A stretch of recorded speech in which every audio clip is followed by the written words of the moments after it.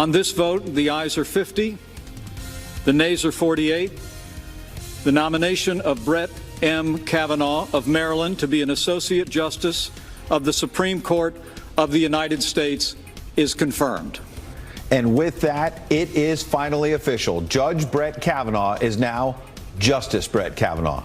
And in fact, in the last few moments, we received these official Supreme Court photos showing the newest justice being sworn in with two different oaths, one administered by Chief Justice John Roberts, the other by one of his mentors, retired Justice Anthony Kennedy, whom he now replaces on the high court. You can see in those photos the strain this whole process has put on the justice and his family. Confirmation came today after a very narrow Senate vote and a even more contentious battle. Though there is also some celebration tonight. Republican Lindsey Graham declaring, quote, "I'm not tired of winning." Victory. President Trump telling reporters aboard Air Force One on his way to Kansas that Kavanaugh is an outstanding person who will be on the high court for many years to come. His second nominee to that court securing just barely enough votes for approval. Republicans believe the controversy has fired up their conservative base ahead of the midterms as the president caps off a week of campaign-style rallies tonight. You can see it live, this time in Topeka. He'll be taking the stage in a little bit. A crowded arena there awaiting his arrival. We should get a glimpse of the president later this hour. We will go there live when that MAGA rally begins. Good evening, everyone. I'm Ed Henry in for John Scott, and this is the Fox Report. All of this coming after a confirmation battle that's literally rocked Washington and further divided the nation. It's also sparked an important conversation about sexual assault as Kavanaugh vehemently denied a series of allegations leading to an FBI probe that did not corroborate the accusations and aggressive protests that are still going on at this hour in our nation's capital.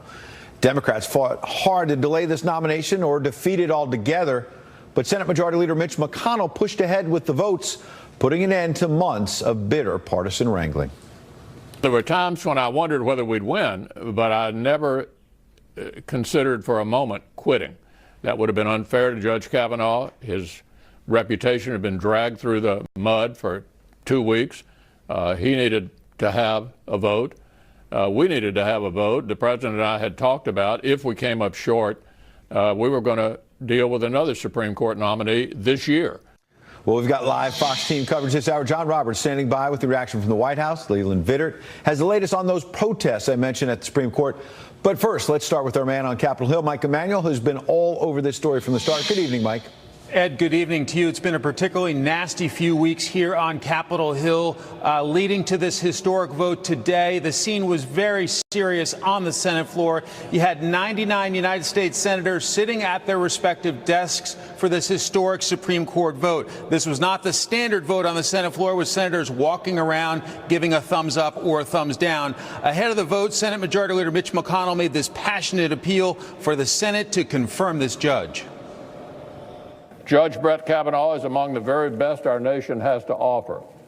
He will make the Senate and the country proud. He will serve with distinction on our highest court. McConnell praised Maine Republican Susan Collins and Arizona Republican Jeff Flake, calling them heroic for insisting on the FBI review of the allegations against Judge Kavanaugh and then delivering critical votes. On the other side, Senate Democratic leader Chuck Schumer called on his base to step up.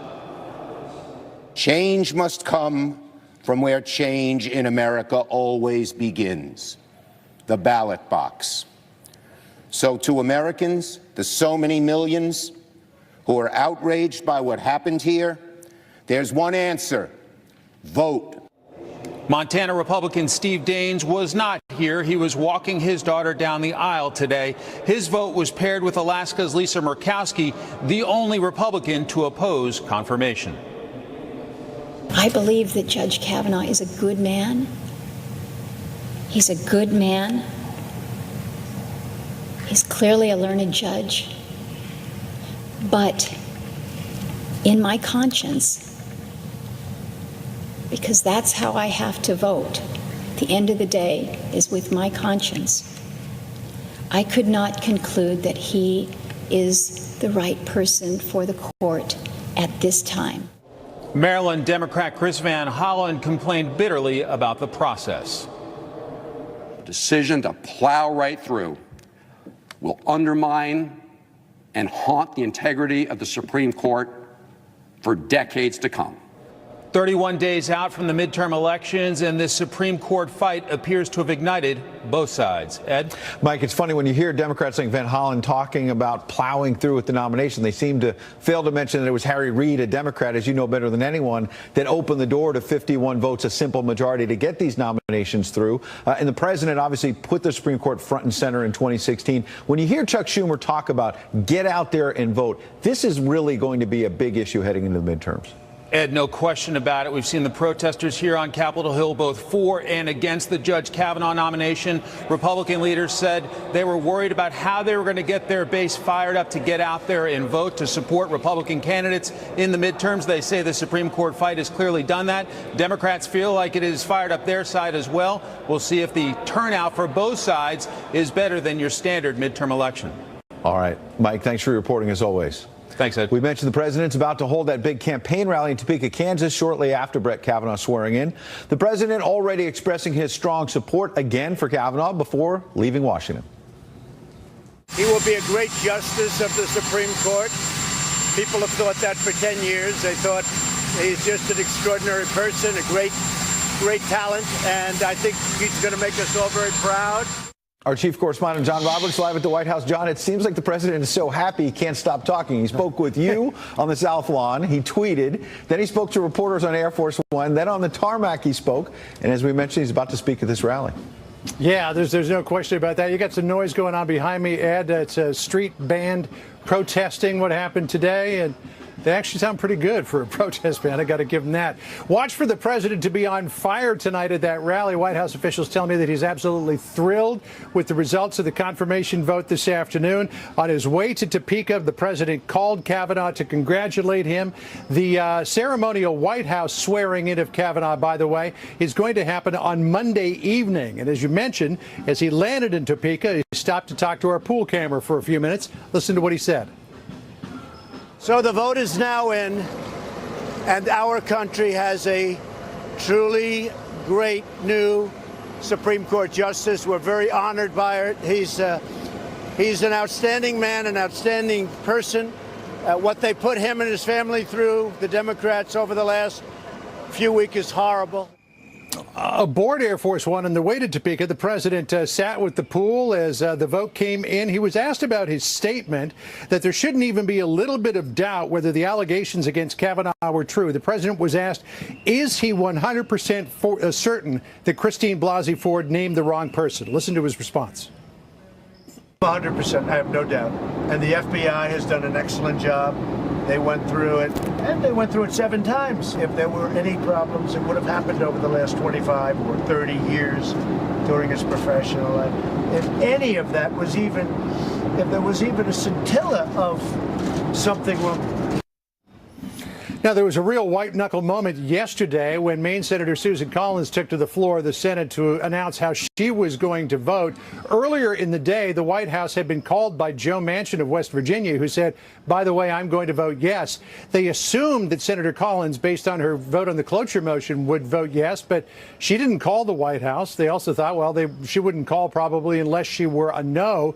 But everybody was on the edge of their seats right up until the moment that she said that she was going to vote for Kavanaugh. Earlier in the week, she had been very critical of what the president had said about Christine Blasey Ford at that rally in Mississippi. So I asked the president about all of that on his way to Marine One this afternoon. Listen here.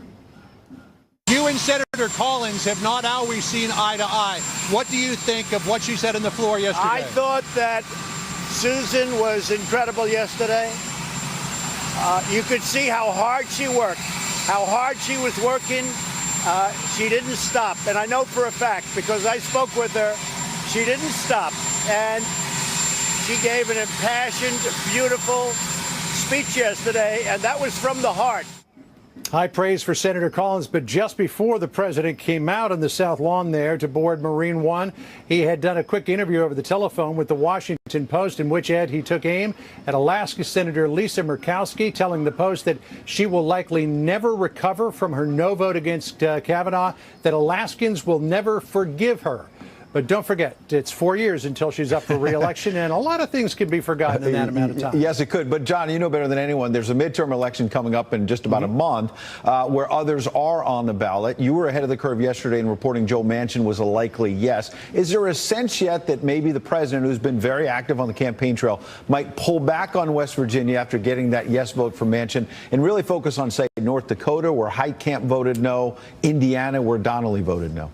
Well, you know, I talked yesterday to a couple of White House officials about this idea that, you know, I'd be willing to lay a bet that the president doesn't do any more campaign appearances in West Virginia between now and November the 6th.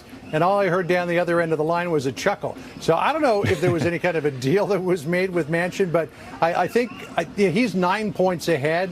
And the candidate that he's against isn't particularly strong.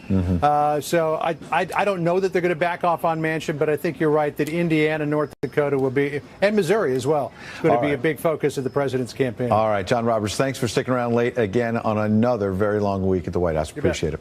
All right, we mentioned a day of protests, high emotion on Capitol Hill. Brett Kavanaugh sworn in as Supreme Court Justice. Leland Vittert has been in the middle of it all these demonstrations. He joins me now live from outside the Supreme Court. Leland, I find it interesting that those photos we showed at the top of the broadcast, the swearing in of the new justice, that was happening obviously inside the court behind you while there were hundreds of people outside screaming, protesting, and the rest. Exactly, Ed. And the people behind me are either the diehards who just haven't decided to go home and the ones who haven't gotten arrested. We're actually at the back of the Supreme Court. This is one of the secure entrances and exits from the garage, and we've seen this group die down. But when a couple of the U.S. Marshals SUVs came out, conceivably with some of the justices, maybe with Brett Kavanaugh in it, we don't know which entrances they used, but people were throwing water on the SUVs, and it got pretty tense for a couple of minutes. We didn't see any arrests out here. Very different scene earlier in the day, both on the steps of the Supreme Court when protesters rushed up them, and then also on the steps of the U.S. Capitol. There was about 150 arrests, around 11 or 12, before the vote happened. After the vote, the Capitol Police had cleared the plaza in front of the Capitol. And after the vote, Vice President Pence, who had presided in the Senate, then walked out to a chorus of chants from the protesters.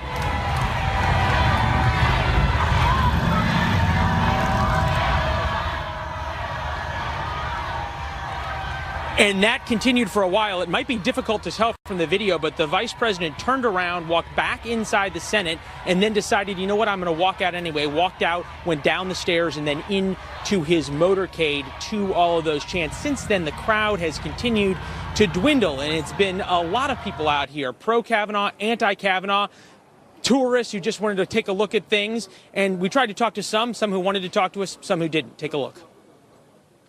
Yeah, I think I will. If they think there's an injustice that went on, because they, you know. But does that worry you as a Democrat, that the Republicans are going to be galvanized? I'm not sure quite how worse it could get as it is now. What message do you want to send? Why did you come up to us like in a confrontation? I didn't. I just walked up to you. So you don't think Republicans should be worried about a backlash? No. You think they should celebrate with cigars? I think everyone should get a cigar and celebrate. And the one thing that we continued to hear over and over and over, Ed, was as much as the crowd was sort of resigned to the fact on both sides that Brett Kavanaugh was going to be confirmed, they all talked about this as just the battle in the war leading up to November. And as the day went on, the speeches increasingly came about not only turning out the vote in November, but trying to turn these protesters into people who are going to go work the polls, canvass streets, et cetera, et cetera. All right, Leland, appreciate your reporting tonight.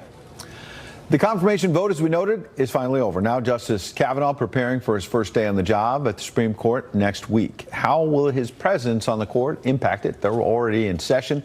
Joining us from Washington to help answer that question, Elizabeth Wydra. She's the president of the Constitutional Accountability Center. We appreciate you joining us tonight.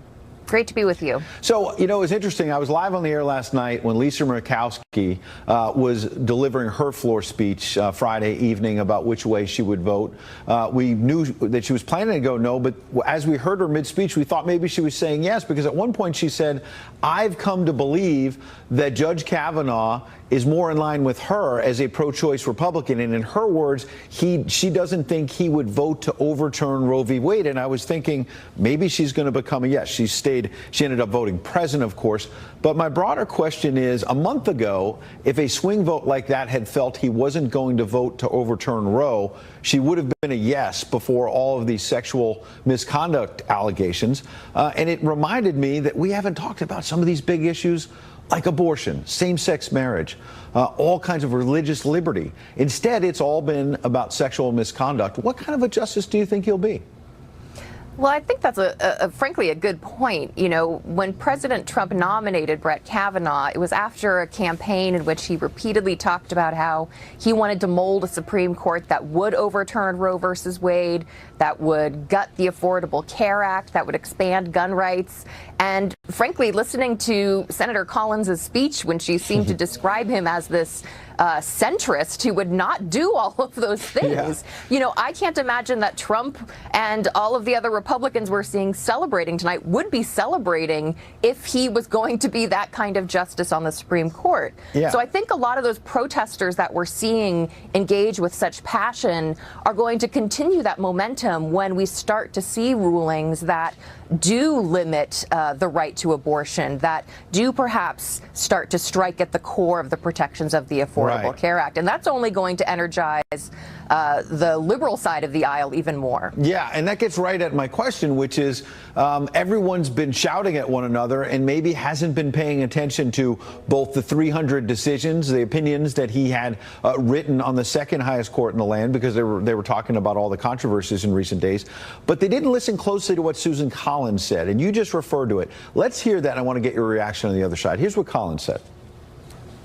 That Judge Kavanaugh is more of a centrist than some of his critics maintain is reflected in the fact that he and Chief Judge Merrick Garland voted the same way in 93% of the cases that they heard together. Indeed, Chief Judge Garland joined in more than 96% of the majority opinions authored by Judge Kavanaugh, dissenting only once. Elizabeth, it feeds perfectly into your point, which is that, number one, she said the magic words Merrick Garland, the person that Democrats have wanted on the high court, and sort of makes Republicans say, whoa, wait a second. And she called him a centrist, as you noted a moment ago. So my broader question is, while there is celebration tonight at the White House, is this someone who might be less conservative on the court than conservatives think?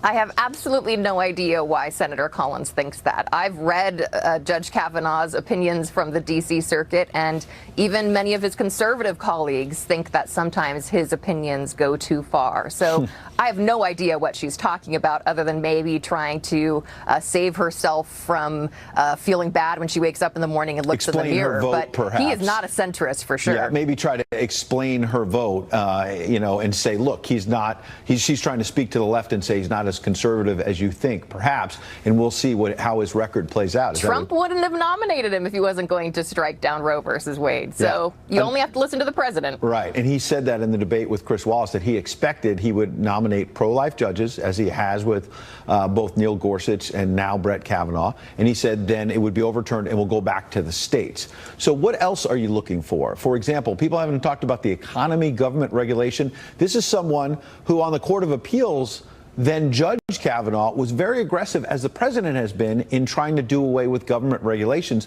that have helped bring this economy up. Absolutely. And I think that's why, a lot of conservatives are very happy to have just Judge Kavanaugh be Justice Kavanaugh, because a lot of the rollback of economic, environmental, consumer protection, health care, civil rights, litigation, regulations can often only be rolled back through litigation with conservative judges, because as we've seen with, for example, the Affordable Care Act, the American public supports most of those protections and regulations. And so you're not going to achieve it through the political process. So they look to conservative judges who want, this extremely smaller government to be in place and will strike down those regulations. Elizabeth Weiger, appreciate you coming in. A rare opportunity here for this president, very early in his first term, to reshape the high court. We appreciate you weighing in on all of that. Meanwhile, we mentioned the president about to give a speech at that rally tonight in Topeka, Kansas. Quickly after Brett Kavanaugh was sworn in as the latest Supreme Court justice. We'll get into that, plus how the fierce fight over Kavanaugh could affect Republican voters, its potential impact in terms of Republican intensity heading into the midterms. That's next. Nothing turns Republicans of all stripes, whether they're Bush Republicans or Trump Republicans, on like a court fight. And they played right into our hands in retrospect, turned this into a big issue, put it front and center going into the November election. The most conservative justices to be put up on the Supreme Court in so many years. And so Susan Collins' speech, which you were discussing earlier, really didn't hit the mark with many of the conservative legal scholars that I have known. They have all talked about how Judge Kavanaugh is rock solid on abortion, how he's rock solid on the issue of regulatory reform and so many other important issues. Pardon me, but I think the president's going to get an opportunity to talk about that. He's had a rare opportunity here very quickly during his first term to reshape the high court. Let's go straight to the president, Topeka, Kansas.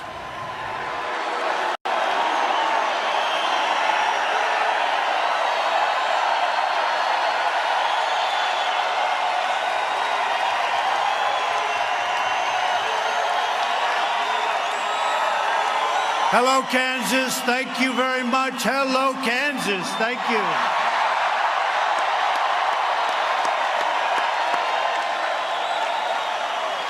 And I'm thrilled to be here with all of my friends on this truly historic night. This is a historic night.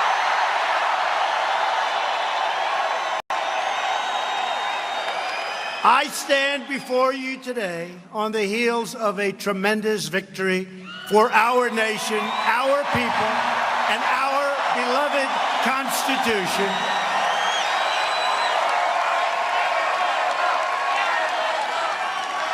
Just a few hours ago, the U.S. Senate confirmed Judge Brett Kavanaugh to the United States Supreme Court.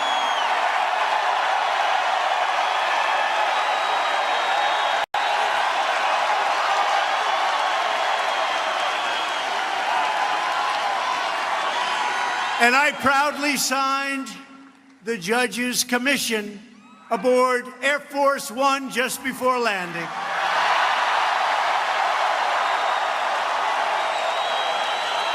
And this Monday night at 7 p.m. in the East Room of the White House, we will perform the swearing-in ceremony for soon-to-be Justice Kavanaugh, a great man.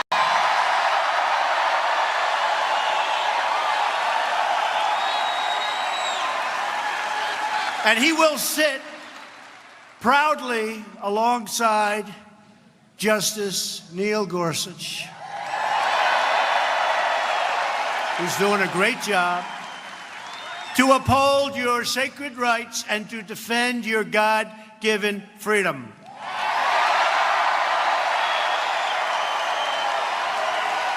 And I want to thank our incredible Republican senators for refusing to back down in the face of the Democrats' shameless campaign of political and personal destruction.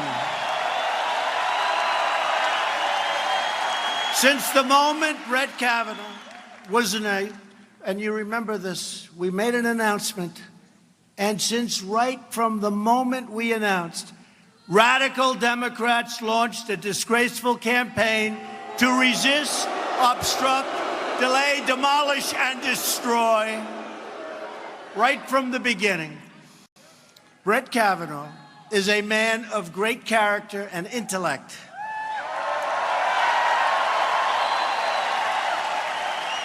He's a totally brilliant scholar who has devoted his life to the law.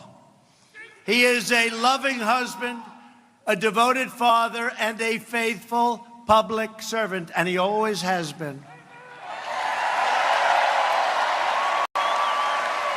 What he and his wonderful family endured at the hands of Democrats is unthinkable. It's unthinkable. In their quest for power, the radical Democrats have turned into an angry mob. You saw that today with the screaming and the shouting, not from the 200 people or less that were, you know what? Those people, they couldn't fit in the front row. Look what we have here tonight.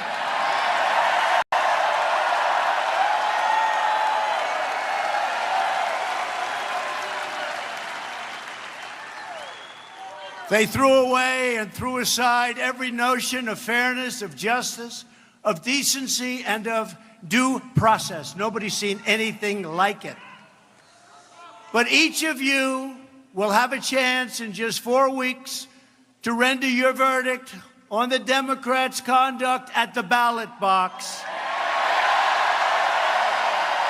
Gotta vote. Gotta vote. On November 6th, you will have the chance to stop the radical Democrats, and that's what they've become, by electing a Republican House and a Republican Senate. We will increase our majorities. We need more Republicans. We need more Republicans. Over the past few weeks, every American has now seen the profound stakes in the upcoming election. You now see it. We have been energized. We have been energized. If Democrats are willing to cause such destruction in the pursuit of power, just imagine the devastation they would cause if they ever obtained the power they so desperately want and crave.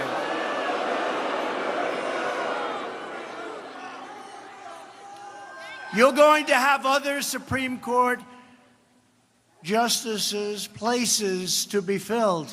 It could be 3, it could even be 4, it could be a lot.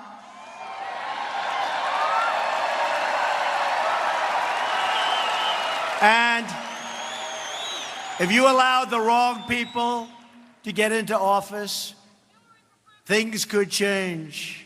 They could change, and they could change fast. And we're not going to let that happen. We can't let that happen. It can go very quickly. It can change very fast. We can't let that happen.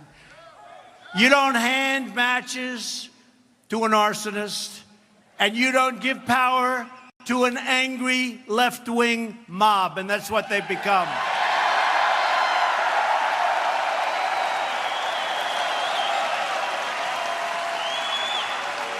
The Democrats have become too extreme and too dangerous to govern.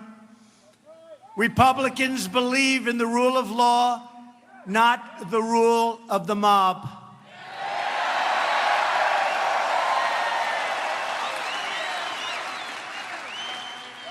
We're doing a hell of a job of doing it. We're draining the swamp, and we want to defeat the Democrats conclusively.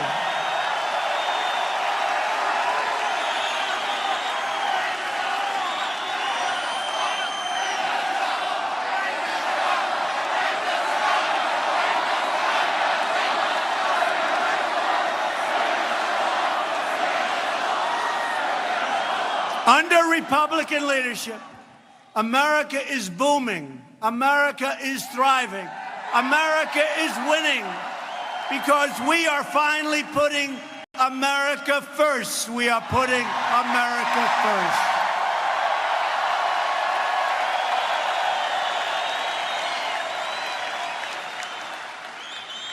Yesterday, it was announced that unemployment has fallen to 3.7%, the lowest unemployment rate in 50 years, lowest in 50 years, 50 years. We've created nearly 600,000 jobs in the last 3 months alone. Think of that, 600,000. And if I ever said that when I was campaigning, the fake news media would go and say, impossible. They are fake. Manufacturing confidence is at an all-time high. Confidence, very important, all-time high. And we have the best economy in the history of our country, the best. We're taking care of our veterans, protecting our great seniors, and rebuilding America's military might like it hasn't been built before.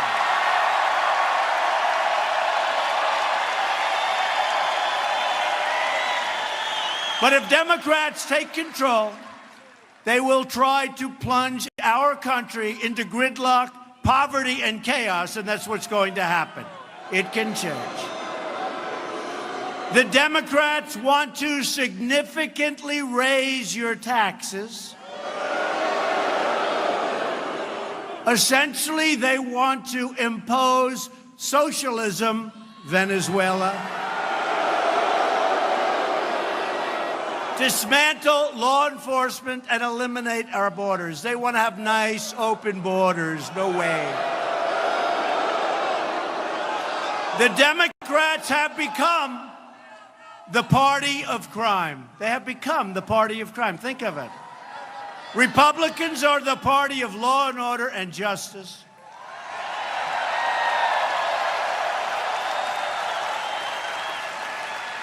And we really have become, even more so than ever before, the party of opportunity and wealth. And that's what's happening. We're creating wealth for everybody. Whether it's small businesses, big businesses, or people wanting great jobs, that's what's happening. And you know, wages right now, for the first time in 19 years, wages are going up for people. And jobs, you can choose the job you want for the first time. Many years. So we are thrilled to be joined by a number of your state's terrific Republican leaders. And I have to tell you that I wasn't supposed to be here because, you know, this is such a big day. This is such a big day. I was supposed to call you. They said, do you mind calling Chris Kobach and Steve Watkins? Do you mind telling them that because of the fact that we are today getting this great, great, talented, wonderful Supreme Court judge, they said, could you call the people of Kansas and tell them we won't be able to make it tonight? I said, I don't have the courage to do that. I don't have the courage. I said, I don't have the courage.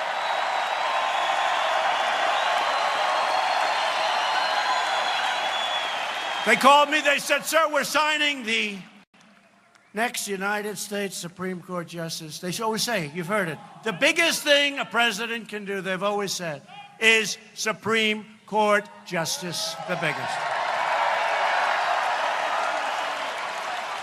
And some have had none. We've had two in less than 2 years. I guess, you know, some have had none. Some presidents have had none. But it's the biggest thing you can do. So they said, sir, do you mind canceling Kansas tonight? We're going to have, I said, no way I'm canceling Kansas. No way.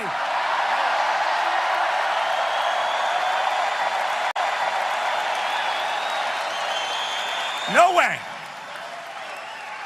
I had that phone working. I had that phone working on that plane. I had that signature going on the plane. And here we are. And by the way, you think this crowd inside is big? You ought to see the crowd that's outside.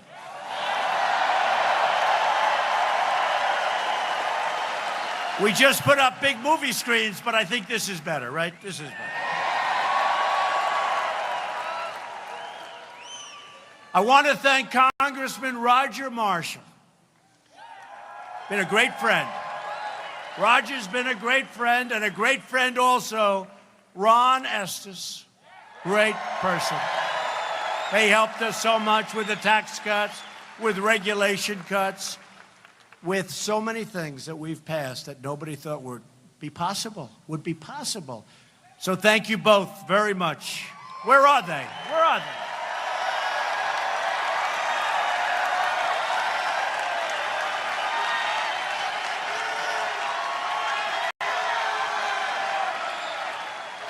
Thank you very much, fellas. Thank you.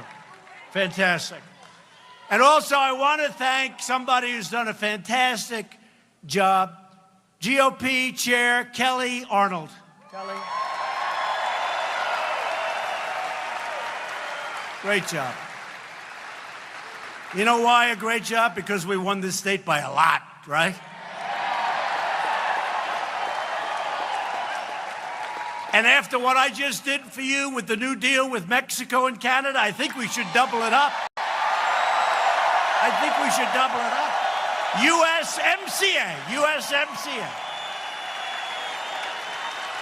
I refuse to call it NAFTA because NAFTA was such a horrible deal. You didn't even realize it, what that was. So 50,000 plants and factories emptied out, millions and millions of jobs lost. So we negotiated a new deal, and I said, there's no way I'm calling it NAFTA 2. USMCA, and we opened up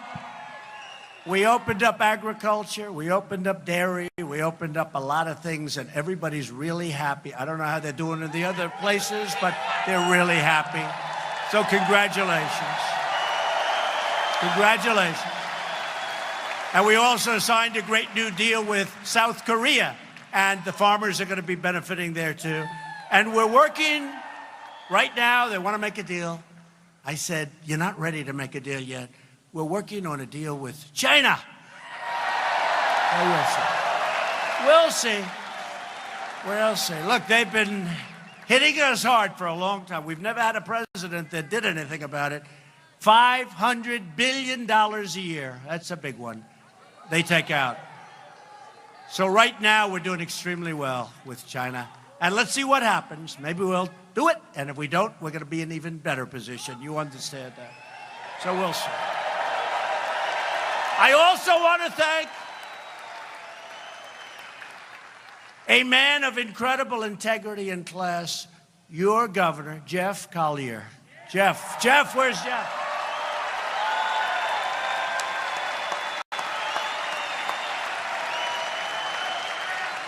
Jeff is a great guy. He's doing a really incredible job, and thank you, Jeff. But I didn't know Jeff. I told Jeff, I said, nothing personal. I just didn't know you. Because when I backed Chris, and you have one hell of a governor, and I think we have to talk about bringing him down to Washington or something. We talked about it. Great governor, great man. We're also joined by Kansas Attorney General Derek Schmidt.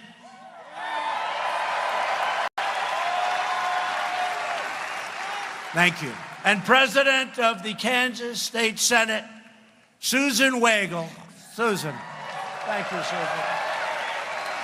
Thank you. I'm also proud that our campaign manager, Brad Parscale, you know Brad Parscale. Where's Brad? Guy's like 7 feet tall, so you can't miss. Thank you, Brad. Our chief, you know him, our Chief Operating Officer, Mike Glassner. Do you know Michael? He's fantastic. Right from the beginning. Thank you, Michael. They all come from Kansas. They all come from Kansas.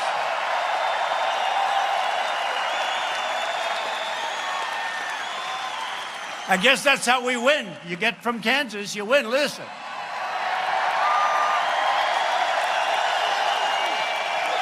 Along with our amazing Secretary of State, Mike Pompeo.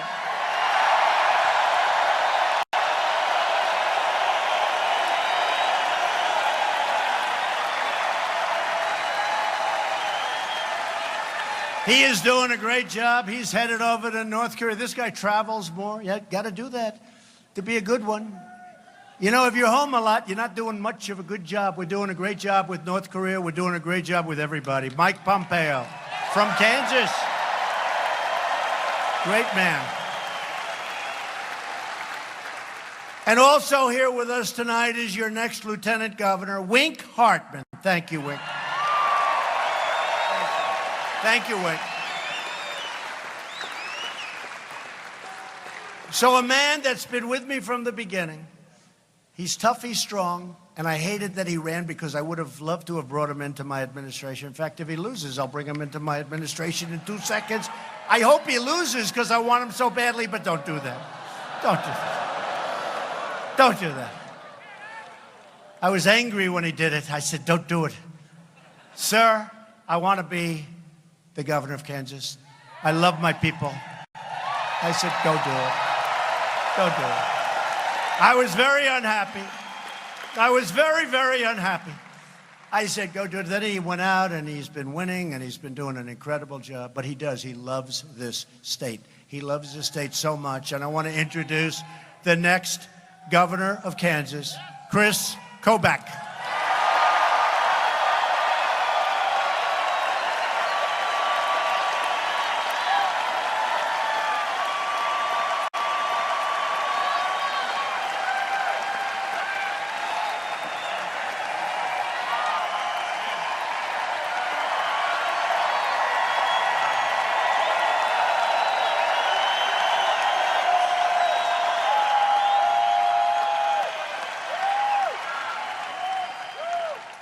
Well, let me just say on behalf of all of Kansas, President Trump, welcome to Trump country.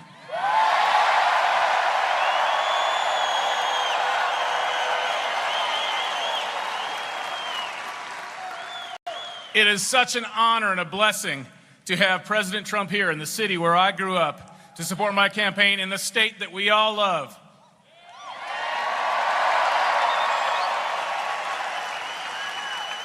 And I want to give President Trump credit for something really important. It's something he and I have worked together on. We've worked on a number of things, but the most important is stopping illegal immigration.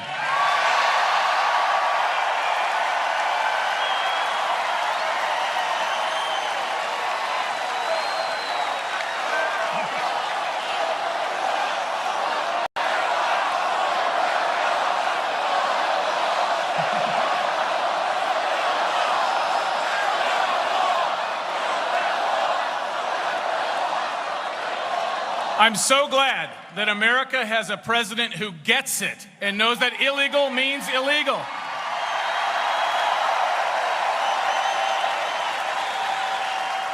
I want to tell you a quick short story about illegal immigration. I began working on this issue when I was an advisor to John Ashcroft at the time of 9/11.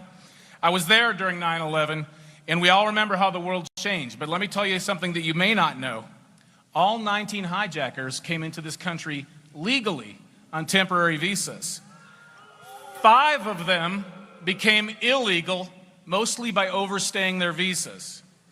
4 of those 5 were stopped by state and local law enforcement for speeding violations.